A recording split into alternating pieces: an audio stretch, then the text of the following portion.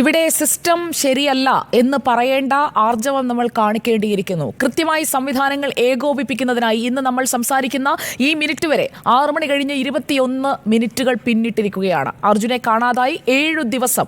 എത്ര കൃത്യമായി എത്ര മണിക്കൂറുകളാണ് എന്ന് വേണമെങ്കിലും നമുക്ക് പറയാം. അത്രയും മണിക്കൂറുകളായിട്ടും ഈ സംവിധാനങ്ങളെല്ലാം ഏകോപിപ്പിക്കുന്ന എന്താണ് അവിടെയുള്ളത്? ആരോടാണ് ഈ ദൗത്യത്തെക്കുറിച്ച് അടുത്തതായി ചെയ്യാൻ പോകുന്നത് എന്താണ്, അല്ലെങ്കിൽ നിങ്ങളിപ്പോൾ ചെയ്തുകൊണ്ടിരിക്കുന്നത് എന്താണ് എന്ന് കുടുംബം ചോദിക്കേണ്ട ആ ഒരു സിംഗിൾ പോയിന്റ് ആരാണ്? എല്ലാവരോടും അവർ സംസാരിക്കുകയാണ്. ആർമിയിൽ തന്നെയുള്ള ആളുകളൊക്കെ ആ കുടുംബത്തോട് സംസാരിച്ചിട്ടുണ്ട്. രാഷ്ട്രീയ നേതാക്കൾ അവിടെ എത്തിയിട്ടുണ്ട്, സംസാരിച്ചിട്ടുണ്ട്. കുറേ രാഷ്ട്രീയ നേതാക്കളൊക്കെ MP അടക്കം അവിടെ എത്തിയിട്ടുണ്ട്. സതീഷ് കുമാർ സെയിൽ അവിടെ കാർവാർ MLA അവിടെ സ്ഥലത്തുണ്ടായിരുന്നു. ഇടയ്ക്കിടെ വന്നു പോകുന്ന SP നമ്മൾ കണ്ടു. എല്ലാവരും പല സമയങ്ങളിലായി അവിടെ വന്നു പോയിട്ടുണ്ട്. ഫലമെന്ത്? അർജുൻ എവിടെ? അർജുൻ എവിടേക്ക് പോയി എന്ന ഉത്തരം ആ അമ്മയ്ക്കും ആ കുടുംബത്തിനും കൊടുക്കാൻ ആർക്കെങ്കിലും കഴിഞ്ഞു? 7ാമത്തെ ദിവസമാണ് ഇത് ചോദിക്കുന്നത്. ആദ്യത്തെയോ 2ാമത്തെയോ ദിവസമല്ല. കാണാനില്ല എന്ന പരാതി കൊടുത്തപ്പോൾ ആദ്യം എന്താണ് ചെയ്തത്? ഒരു മിസ്സിംഗ് കേസിൽ FIR ഇട്ടത് എപ്പോഴാണ്? അർജുനെ തിരയേണ്ട ഇടങ്ങളിലൊക്കെ തെരഞ്ഞുവെന്ന് പറഞ്ഞ് കബളിപ്പിച്ചത് എന്തിനാണ്? നദിയിൽ തെരഞ്ഞു, നദീ തീരത്ത് തിരഞ്ഞു, അവിടെയൊന്നുമില്ല, ഇനി ഉണ്ടാകാൻ സാധ്യത മലയുടെ ചെരുവിലാണ് എന്ന് വിദഗ്ധരടക്കം പറഞ്ഞുകൊണ്ടിരിക്കുകയാണ്. അതെല്ലാം വിശ്വസിച്ച് കാത്തിരുന്നു നമ്മൾ. ഓരോ സാധ്യതയും പരിശോധിക്കണമെന്ന് ആവർത്തിച്ച് പറഞ്ഞുകൊണ്ടിരുന്നു. ഓരോ സാധ്യതയും ഇഴകീറി പരിശോധിച്ചോ? ഇല്ല എന്നതാണ് അതിൻ്റെ ഉത്തരം. ഓരോയിടത്തും പരിശോധന നടത്തുന്നുണ്ടെന്ന് നിങ്ങൾ വരുത്തിയതേയുള്ളൂ എന്ന് അമ്മ പറയുന്നത് അതുകൊണ്ടാണ്. ആ അമ്മയ്ക്കൊപ്പമാണ് കേരളം. ആ അമ്മയുടെ വേദനയാണ് നമ്മൾ ഓരോരുത്തരും ഏറ്റെടുക്കേണ്ടത്. കാണാതായ മകനെക്കുറിച്ചാണ് ആ അമ്മ പറഞ്ഞുകൊണ്ടിരിക്കുന്നത്. ആ മകൻ എവിടെയാണെന്ന് ഇത്രയും അത്യന്താധുനിക സംവിധാനങ്ങളുള്ള ഒരു രാജ്യത്ത് നമുക്ക് കണ്ടെത്താൻ കഴിഞ്ഞിട്ടില്ല. എൻ്റെയോ നിങ്ങളുടെയോ ഒക്കെ അവസ്ഥ ഇതാകാം. കാണാതായാൽ കാണാതായി എന്ന് വരുത്തി അവിടെ അങ്ങ് അവസാനിപ്പിക്കുക. ഫുൾ സ്റ്റോപ്പ് ഇടാൻ എളുപ്പമാണ്. പക്ഷേ ഡോട്ടിട്ട് കൂട്ടിയോജിപ്പിച്ച് മുന്നോട്ട് പോകാൻ ബുദ്ധിമുട്ടാണെന്ന് അധികൃതർ തിരിച്ചറിയണം. അതിനുള്ള ആർജവമില്ലെങ്കിൽ നിങ്ങൾ ഈ ജോലികൾ ചെയ്യുന്നത് കൊണ്ട് എന്ത് പ്രയോജനമെന്ന് ജനങ്ങൾ ചോദിച്ചുകൊണ്ടേയിരിക്കും. അത് കേന്ദ്രമായാലും സംസ്ഥാനമായാലും മറ്റ് സംവിധാനങ്ങളായാലും. സിസ്റ്റം ശരിയല്ലെങ്കിൽ സിസ്റ്റം ശരിയല്ല എന്ന് തന്നെ പറയണം. ആ അമ്മ അതിനുള്ള ആർജവമാണ് കാണിച്ചത്. 7ാം നാളായിട്ടും മകൻ എവിടെ എന്ന ചോദ്യത്തിന് ആ അമ്മയ്ക്ക് ഒരു ഉത്തരം കൊടുക്കാൻ നമ്മുടെ ഇത്രയും സംവിധാനങ്ങൾക്ക് കഴിയുന്നില്ലെങ്കിൽ നിങ്ങൾ പരാജയപ്പെട്ടിരിക്കുകയാണ്. 7ാമത്തെ ദിവസമാണ് ആ അമ്മ ഇത്രയും വൈകാരികമായി പ്രതികരിക്കുന്നത്. അതുവരെ മകൻ വരും എന്ന അമ്മയും സഹോദരിയും ഒക്കെ ആവർത്തിച്ച് പറഞ്ഞുകൊണ്ടിരിക്കുകയാണ്. നമ്മളും അവർക്ക് പ്രതീക്ഷ കൊടുത്തുകൊണ്ട് കൂടെ നിൽക്കുകയായിരുന്നു. പക്ഷേ ഇപ്പോൾ 7ാമത്തെ ദിവസം സൈന്യം മടങ്ങുകയാണ്. 2 ദിവസത്തേക്ക് പിന്നെ എന്തിനായിരുന്നു സൈന്യത്തെ കൊണ്ടുവന്നത്? സൈന്യത്തെ ഉപയോഗിക്കേണ്ട രീതിയിൽ വിളിച്ചു വരുത്താൻ എന്തുകൊണ്ടാണ് തയ്യാറാകാതിരുന്നത്? ഇനിയിപ്പോൾ JCB ഒക്കെ ഉപയോഗിച്ചുകൊണ്ട് നേരത്തെ നമ്മൾ കണ്ടിരുന്നത് പോലെയുള്ള ഒരു പരിശോധന അവിടെ തുടരാനാണോ? അതോ മാധ്യമ ശ്രദ്ധ മാറുമ്പോൾ അതും അവസാനിപ്പിക്കാനാണോ? മാധ്യമങ്ങളെ പോലും പൂർണ്ണമായി അവിടെ പ്രവേശിപ്പിച്ചിരുന്നില്ല. എന്താണ് അവിടെ ചെയ്തുകൊണ്ടിരിക്കുന്നത് എന്ന ചോദ്യം വളരെ സജീവമായി തന്നെ ചോദിച്ചുകൊണ്ടേയിരിക്കേണ്ടിയിരിക്കുന്നു. കാരണം ഇന്ന് അർജുന് സംഭവിച്ചെങ്കിൽ നാളെ എനിക്കോ നിങ്ങൾക്കോ ഇത് സംഭവിക്കാം. ഇതിൽ ഏത് തരത്തിലുള്ള വിമർശനം വന്നാലും അതിനെ കൂസാതെ തന്നെയാണ് ഞാനിത് പറയുന്നത്.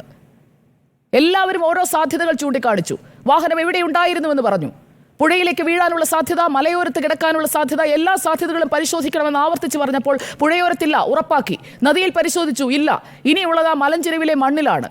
അതിൽ ലോഹ സാന്നിധ്യമുണ്ടെന്ന് പറഞ്ഞു, 8 മീറ്റർ താഴെയുണ്ടെന്ന് പറഞ്ഞു. എല്ലാം നമ്മൾ വിശ്വസിച്ചുകൊണ്ടേയിരിക്കുകയാണ്. പക്ഷേ ഓരോ പരിശോധനയിലും പറയുന്നു ഒന്നുമില്ല, കിട്ടിയില്ല. തെരച്ചിൽ അവസാനിപ്പിക്കുന്നു, സൈന്യം മടങ്ങുന്നു. MLAയും പറയുന്നതാണ് 7 ദിവസം, ഒരാഴ്ചയുടെ വിലയേ ഉള്ള ഒരു മനുഷ്യജീവന്. ഈ നദിയുടെ അടിത്തട്ടിലാണോ അർജുനുള്ളത്? നദിയിലൂടെ ഒഴുകി കടലിലേക്ക് പോയോ? അതോ ആ വാഹനം നടുവിലുള്ള ആ മണൽ കൂനയിലുണ്ടോ? ഇതിനെല്ലാം ഉത്തരം കണ്ടെത്താതെ ഓരോ സംവിധാനമായി മടങ്ങുമ്പോൾ എവിടെയാണ് നമ്മൾ വിശ്വാസം അർപ്പിക്കേണ്ടത്? ഏത് സിസ്റ്റമാണ് നമുക്കൊപ്പമുള്ളത്? ഏത് സംവിധാനമാണ് നമ്മുടെ ജീവന് സുരക്ഷയൊരുക്കുന്നത്? പോയാൽ കുടുംബത്തിന് പോയി, അത്രയേ ഉള്ളൂ എന്ന ഒരു ചിന്താഗതിയിലേക്ക് ഓരോ മനുഷ്യരും എത്തേണ്ട സാഹചര്യമാണോ ഇവിടെ ഉണ്ടാകുന്നത് എന്നുള്ളതാണ് ഷിരൂരിലെ മണ്ണിടിച്ചിലിൽ നമ്മൾ ഓരോരുത്തരും ചോദിക്കേണ്ട ചോദ്യം. സംവിധാനങ്ങൾ ഉണർന്ന് പ്രവർത്തിക്കാതെ എങ്ങനെയാണ് ഇതുപോലെയുള്ള ഒരു ദുരന്തത്തെ അതിജീവിക്കാൻ നമുക്ക് കഴിയുക? ആരാണ്, ഏത് സിസ്റ്റമാണ് നമ്മുടെ ജീവന്, നമ്മുടെ ജീവിതത്തിന് സുരക്ഷയൊരുക്കുന്നത്? ഇതിനൊന്നും ഉത്തരം തരാൻ കഴിയാതെ ഉത്തരം മുട്ടിയ അമ്മയുടെ മുന്നിൽ നിൽക്കുകയാണ് ഈ രാജ്യത്തെ സകല സംവിധാനങ്ങളും. പ്രധാനമന്ത്രി മുതൽ ഇങ്ങേയറ്റത്ത് കളക്ടർ വരെയുള്ള എല്ലാ സംവിധാനങ്ങളും ആ അമ്മയുടെ ചോദ്യത്തിന് ഉത്തരം പറയാൻ കഴിയാതെ ഉത്തരം മുട്ടി നിൽക്കുകയാണ്. എല്ലാവരും ഇടപെട്ടു, എല്ലാവരും വന്നു, ഫോട്ടോ എടുത്തു, വീഡിയോ എടുത്തു, അവിടെ എത്തിയെന്ന് എല്ലാവരും ധരിപ്പിച്ചു. പക്ഷേ എന്തുണ്ട് ഫലം? 7ാം ദിവസം രാത്രിയാകുമ്പോഴും ആ അമ്മ ചോദിക്കുകയാണ്, എൻ്റെ മകൻ എവിടെ?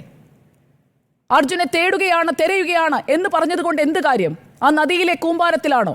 അതോ നദിക്കരയിലെ മണ്ണിൽ? അതിന് പുറത്തേക്ക് വീണ്ടും മണ്ണ് വെട്ടിയിടുമ്പോൾ അതിനടിയിൽ അർജുനുണ്ടോ എന്ന് നിങ്ങളൊന്ന് തെരഞ്ഞോ? തിരയാതെയാണോ വീണ്ടും നിങ്ങൾ മണ്ണ് കോരി എൻ്റെ മകൻ്റെയും ആ ട്രക്കിൻ്റെയും മുകളിലേക്കാണോ നിങ്ങൾ ഇട്ടുകൊണ്ടിരുന്നത് എന്ന് അമ്മ ചോദിക്കുമ്പോൾ, കണ്ണീരോടെ ചോദിക്കുമ്പോൾ, അത് നിങ്ങൾ മനുഷ്യത്വമുണ്ടെങ്കിൽ നിങ്ങളുടെയൊക്കെ ഉള്ളു പൊള്ളിക്കും. മനുഷ്യത്വമില്ലെങ്കിൽ പിന്നെ പറഞ്ഞിട്ട് എന്ത് കാര്യം? ഈ സംവിധാനത്തോട് മുഴുവനാണ് ആ അമ്മ ചോദിച്ചുകൊണ്ടേയിരിക്കുന്നത്. അങ്ങനെ ഒരു ചോദ്യം പോലും നിങ്ങളെ ഒന്നും അല്പമെങ്കിലും സ്പർശിക്കുന്നില്ല എങ്കിൽ നിങ്ങൾ മനുഷ്യൻ എന്ന് സ്വയം ഇനി വിളിക്കരുത്. മനുഷ്യനല്ല നിങ്ങൾ. മനുഷ്യനാണെങ്കിൽ ആ അമ്മയുടെ വേദന മനസ്സിലാകും, അതിനനുസരിച്ച് സംവിധാനങ്ങൾ ഉണർത്തും. നിങ്ങളുടെ വീട്ടിലെ ഒരാൾക്കാണ് ഇത് സംഭവിച്ചതെങ്കിൽ നിങ്ങൾ ഇങ്ങനെ അലംഭാവത്തോടെ വാച്ച് നോക്കിയായിരിക്കുമോ അതിന് രക്ഷാപ്രവർത്തനത്തിനായി നിൽക്കുക? നിങ്ങൾ ചാടിയിറങ്ങും, രാത്രിയും തിരയണമെന്ന് പറയും, ഇല്ലാത്ത ലൈറ്റ് നിങ്ങൾ കൊണ്ടുവരും, ഒരു ഷിഫ്റ്റ് നിങ്ങൾക്കുണ്ടാവില്ല. പക്ഷേ ആ മണ്ണിനടിയിൽ കിടന്നത് വേറെ എവിടെയോ ഉള്ള ഏതോ ഒരു മനുഷ്യൻ. ആ മനുഷ്യനെ തിരയാൻ നിങ്ങൾക്ക് എപ്പോഴാണ് തോന്നിയത്? ആദ്യം 2 JCB. ഇത്രയും വലിയ മണ്ണിടിച്ചിലുണ്ടായ നമ്മൾ ആകാശ ദൃശ്യങ്ങളിലൂടെ കണ്ടുകൊണ്ടിരിക്കുന്ന ഇത്രയും വലിയ ദുരന്തത്തിൽ ആദ്യം എത്തിച്ചത് റോഡിലെ മണ്ണ് നീക്കാനുള്ള 2 JCB. സമ്മർദ്ദം ശക്തമായപ്പോൾ കൊണ്ടുവന്നു 4 JCB. 4-ാം ദിവസത്തെ കഥയാണത്. പിന്നീടും സർക്കാരിൽ നിന്ന് സമ്മർദ്ദം ശക്തമാകുമ്പോൾ, മാധ്യമങ്ങൾ തുടർച്ചയായി സംപ്രേഷണം ചെയ്യുമ്പോൾ, പല കോണുകളിൽ നിന്ന് വിളി വരുമ്പോൾ സംവിധാനം പതുക്കെ ഒന്ന് ചലിച്ചു തുടങ്ങി. അപ്പോഴേക്കും 5-ാം ദിവസമായി. 5, 6, 7 ഈ 3 ദിവസങ്ങളിലാണ് അവിടെ തെരച്ചിൽ നടന്നത്. അതിനും എത്രയോ മുൻപേ നിങ്ങൾ തിരയണമായിരുന്നു. ജീവനോടെ, ജീവന്റെ ചെറിയൊരു കണികയോടെയെങ്കിലും അർജുനെ തിരിച്ചു പിടിക്കാൻ നമുക്ക് കഴിയുമായിരുന്നില്ലേ? 7-ാം ദിവസം വൈകുന്നേരമാകുമ്പോൾ പെട്ടിപൂട്ടി പോവുകയാണ്. ഇനി എന്താണ് ഞങ്ങൾ ചെയ്യേണ്ടതെന്ന് ആ കുടുംബം ചോദിക്കുമ്പോൾ അവർക്ക് കൊടുക്കാൻ ഒരു മറുപടി ഉണ്ടോ ഈ സിസ്റ്റത്തിൽപ്പെട്ട ഏതെങ്കിലും സംവിധാനത്തിന്? ജനങ്ങളെ ഇളക്കി വിടാനല്ല, ഇത് നമ്മൾ ഓരോരുത്തരും ചോദിക്കേണ്ട ചോദ്യങ്ങളാണ്. ആ അമ്മയ്ക്ക് വേണ്ടി ചോദിക്കേണ്ട ചോദ്യങ്ങളാണ്. അവിടെയുള്ള സംവിധാനങ്ങൾ എന്താണ് ചെയ്തത് എന്ന ചോദ്യത്തിന് ഇതുവരെ മറുപടി കൊടുക്കാൻ ഒരാൾക്ക് പോലും കഴിഞ്ഞിട്ടില്ല. തെരച്ചിൽ തുടരുന്നു, തെരച്ചിൽ തുടരുന്നു. ഈ തെരച്ചിൽ ഒരു പ്രഹസനമാണോ എന്ന് അമ്മ ചോദിച്ചാൽ പ്രഹസനമായിട്ടുണ്ട് എന്ന് പല ഘട്ടങ്ങളിലും പല ഉദാഹരണങ്ങളും ചൂണ്ടിക്കാട്ടി നമുക്ക് പറയേണ്ടി വരും. അങ്ങനെ പറയാൻ കഴിഞ്ഞില്ലെങ്കിൽ നമ്മൾ സത്യമല്ല പറയുന്നത്. അവിടെ തെരച്ചിൽ പ്രഹസനമായിട്ടുണ്ട്. മഴയുടെ പേരിൽ, കാലാവസ്ഥയുടെ പേരിൽ, മുകളിലേക്ക് കയറിയാൽ സ്വന്തം ജീവൻ പോകുമോ എന്ന പേടിയിൽ. അങ്ങനെയാണെങ്കിൽ നമുക്ക് വേണ്ടി പ്രവർത്തിക്കുന്ന സൈന്യമാകട്ടെ, മറ്റ് സംവിധാനങ്ങളാകട്ടെ, അവരൊക്കെ ജീവിതം കയ്യിൽ പിടിച്ചുകൊണ്ടല്ലേ, അവരുടെ കുടുംബങ്ങളും ഇതേപോലെ കാത്തിരിക്കുകയല്ലേ? എന്നിട്ടും അവർ പ്രതികൂല കാലാവസ്ഥയിൽ ജോലി ചെയ്യുന്നില്ലേ? ഒരു ജീവന് നമ്മൾ കൊടുക്കുന്ന വില എത്രയാണ് എന്ന ചോദ്യമാണ് അർജുൻ്റെ ഈ സംഭവത്തിലൂടെ നമ്മുടെ മനസാക്ഷിയെ ഉണർത്തേണ്ട ഏറ്റവും പ്രധാനപ്പെട്ട ചോദ്യം. ഒരു ജീവന്റെ വില എത്രയാണ്? ഒരു മനുഷ്യ ജീവന് നിങ്ങൾ ഇടുന്ന വില എത്രയാണ്? അവൻ്റെ പദവിയോ അവൻ്റെ പ്രശസ്തിയോ അവൻ്റെ പണമോ കണ്ടിട്ടാണോ നിങ്ങൾ ആ വിലയിടുന്നത് എന്ന ചോദ്യം ഓരോ സംവിധാനത്തിലും പെട്ട ആളുകൾ സ്വയം ഒന്ന് ചോദിച്ചു നോക്കണം. ഒരു ഡ്രൈവറല്ലേ എന്ന് ആദ്യം ചോദിച്ചു ഒരാൾ. ഇത്രയും പ്രഷർ വരുന്നത് എന്തുകൊണ്ടാണെന്ന് ചോദിച്ചു മറ്റൊരാൾ. പ്രഷർ വന്നാലേ അന്വേഷിക്കൂ എന്ന ഒരു ചിന്താഗതി അവിടെയുണ്ട് എന്ന് ബോധ്യപ്പെടുന്നത് ഈ അപകടം നടന്ന 4-ാം ദിവസമാണ്. ആ പ്രഷർ കൂടിയപ്പോൾ 5-ാം ദിവസം കുറച്ചുകൂടി ഉണർന്നു, കുറച്ചുകൂടി സംവിധാനങ്ങൾ വന്നു. കഴിഞ്ഞ ദിവസങ്ങളിലൊക്കെ തെരച്ചിൽ നന്നായി നടന്നിട്ടുണ്ട്, എല്ലാ സംവിധാനങ്ങളും വന്നിട്ടുണ്ട്, ആത്മാർത്ഥമായി ഇടപെട്ടവരുണ്ട്. പക്ഷേ ആസ് എ സിസ്റ്റം, ഒരു സമൂഹം എന്ന നിലയിൽ നമ്മളും അതുപോലെ തന്നെ ഈ തെരച്ചിലിന് നേതൃത്വം നൽകിയ ആളുകളും 7-ാം ദിവസവും പരാജിതരായാണ് അമ്മയുടെ മുന്നിൽ നിൽക്കുന്നത്. ആ അമ്മയുടെ കണ്ണീരോടെയുള്ള ചോദ്യത്തിന് എൻ്റെ മകൻ എവിടെയെന്ന് ചോദിക്കുമ്പോൾ ഉത്തരമില്ലാതെ നിൽക്കേണ്ടി വരികയാണ് നമുക്ക്.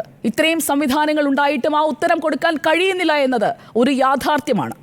ഇത് ആ അർജുനോ അല്ലെങ്കിൽ ആ കുടുംബത്തിനോ മാത്രം സംഭവിച്ച ദുരന്തമല്ല. മനുഷ്യരെന്ന നിലയിൽ നമ്മൾക്ക് എല്ലാവർക്കും സംഭവിച്ച ഒരു പാഠമാണ്. ഈ ദുരന്തം ഒരു പാഠമാണ്. ആരുടെയും അവസ്ഥ ഇങ്ങനെയാകാമെന്നുള്ള പാഠമാണ്. ഇപ്പോഴും തിരയുകയാണ്.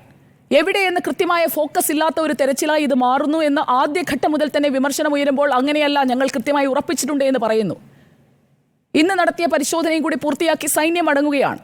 നമുക്ക് ഷിരൂരിലേക്കൊന്ന് പോകാം. ഷിരൂരിൽ നിന്ന് ഇങ്ങനെ അങ്ങ് പെട്ടിപൂട്ടി എല്ലാവരും പോയാൽ അർജുനെ കണ്ടെത്താതെ, അർജുൻ എവിടെയാണെന്ന് തിരിച്ചറിയാതെ എങ്ങനെയാണ് കണ്ടെത്തേണ്ടത് എന്ന ചോദ്യം ആ അമ്മ ചോദിച്ചത് അപ്പോഴും അവിടെ നിൽക്കുകയാണ്.